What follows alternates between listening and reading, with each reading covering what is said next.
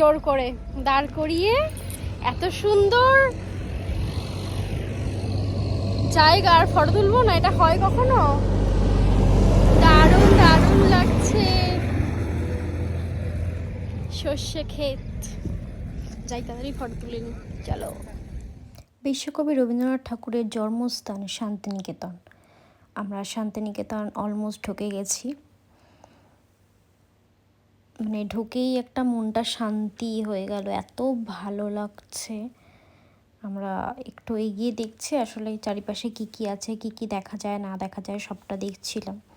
এবারে ভেবেছি পুরোটা দেখে সবটা কভার করে তবেই যাব, কারণ কোনোবারে কভার করা হয় না। আমি এর পরেও বলেছি, ভিডিওতে শুনতে পাবে।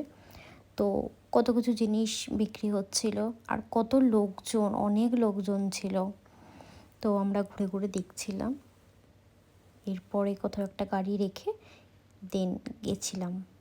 বাইরে থেকে দেখতে হবে, এই গেটের ভেতরে ঢোকা যাবে না। যা দেখার বাইরে থেকে দেখতে হবে। ওখানে অনেক গাইডার আছে, ওখানে টোটো আছে, নিয়ে যাবে, ঘুরে দেখাবে। কিন্তু আমরা কিছুই করিনি, আমরা নিজেদের মতো করে ঘুরে দেখছিলাম, ব্যাপারটাকে উপভোগ করছিলাম। তো আমরা এক জায়গায় গাড়ি রেখে দেন রবীন্দ্রনাথ ঠাকুরের অনেকগুলো বাড়ি আছে, তার মধ্যে একটা বাড়িতে গেছিলাম। আমরা এসে গেছি এখন শান্তিনিকেতন। সবাই ভাবছে রবীন্দ্রনাথ ঠাকুরের বাড়ি। রবীন্দ্রনাথ ঠাকুরের এখানে বিশাল হিস্ট্রি আছে, 15খানা বাড়ি। এর আগেও আমি এসেছি দুবার শান্তিনিকেতন। একবার তো এসেছিলাম হোলিতে, আর একবার এসেছিলাম আমি ছোটোবেলা। আমরা মানে বাড়িতে সেরকম আসা হয় না, এদিক সেদিক থেকে, মানে বিশ্বভারতীর মাঠ থেকে, তারপর সোনাঝুরি থেকেই ব্যাক করি। বাট এই ফার্স্ট টাইম যে ভাবলাম যে না, পুরোটা একবারে কমপ্লিট করে তারপরেই যাব। তো শান্তিনিকেতনে কি কি আমি দেখছি সেটাই তোমাদেরকে দেখাবো।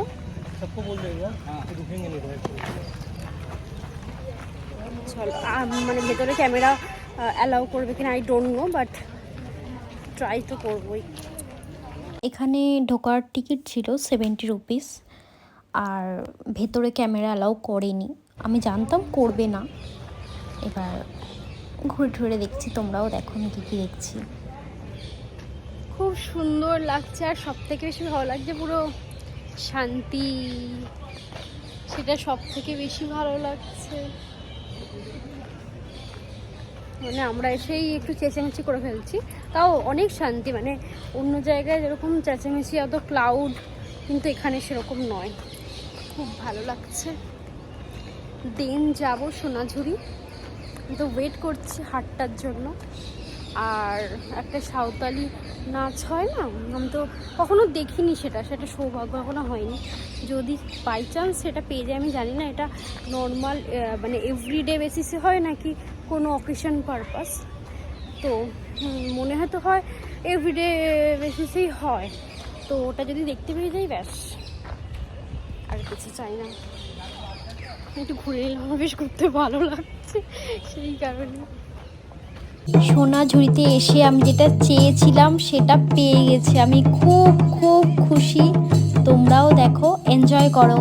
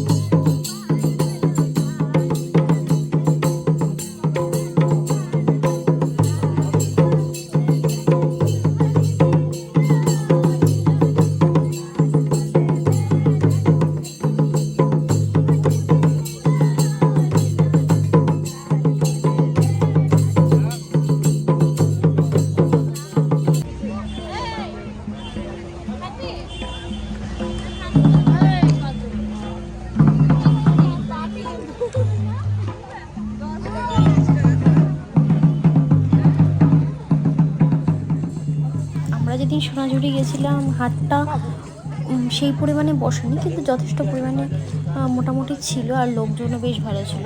আমার সোনাঝুরিতে সবথেকে বেশি যেটা ভালো লেগেছে সেটা হচ্ছে সাঁওতালি নাচ, অসাধারণ ছিল। আর সোনাঝুরি আসবো, শপিং করবো না তখন হয়? আমি অনেক কিছু শপিং করেছি। কি হাতের কাজ দেখো, নিখুঁত হাতের কাজ, পুরো অথেন্টিক, অসাধারণ, মানে আমি কি বলবো বুঝতে পারছি না, এত সুন্দর। আর সাথে বাউল গান।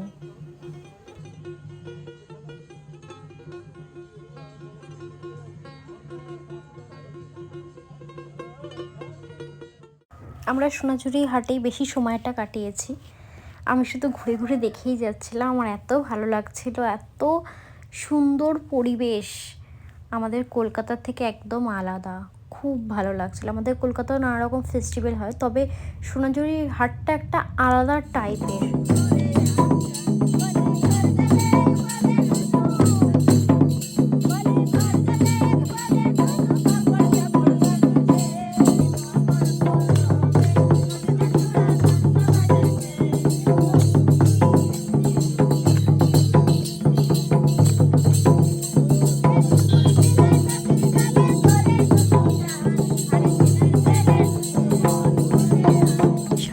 খুব ভালো কাটলো। আমরা শান্তিনিকেতন থেকে বেরিয়ে যাচ্ছি, মনটা একটু খারাপ লাগছে, কিন্তু নেক্সট টাইম ডেফিনেটলি আবার খুব তাড়াতাড়ি যাব।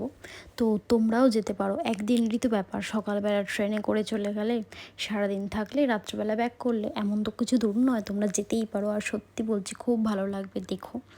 তো আমরা বেরিয়ে পড়েছি, আমাদের বাড়ি যেতে যেতে মোটামুটি 8-9টা তো বেজেই যাবে, তারও বেশি তো কম না।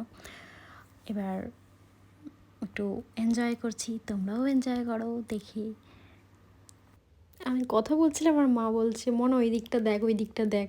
আসলে মেয়েরা এরকমই হয়, মানে দোকান কেনাকাটি হলে আর কিছু চাই না, অন্য কিছু সব কিছু ভুলে যায় আর কি। সেম আমি, আমার মাও সেম, দোকানগুলো দেখছিলাম। আমি বলছিলাম ওকে গাড়িটা দাঁড় করাতে, একটু নামবো, কিন্তু দুঃখের বিষয় আর দাঁড় করালো না ও আর আমার বাবা, চলে গেলাম।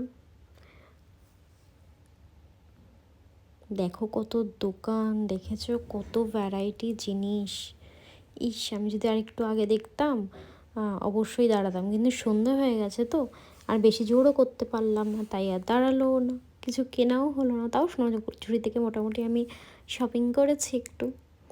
এত সুন্দর সুন্দর জিনিস, এত সুন্দর সুন্দর হাতের কাজ, এগুলো কি আর কলকাতায় পাওয়া যাবে? অবশ্য কলকাতায় এখন সবই পাওয়া যায়, কিন্তু এখান থেকে কেনার একটা আলাদা ব্যাপার না। তারপরে আমরা একদম শক্তিগড়ে গিয়ে দাঁড়িয়েছিলাম, ল্যাংচা হাট, কত রকমের ল্যাংচা, কত রকমের মিষ্টি সবে। তবে এখানে আমার সবথেকে বেশি ভালো লাগে হচ্ছে ছানার কেক, ওটা সবথেকে বেশি ভালো লাগে, আমি কিনেওছি ইভেন।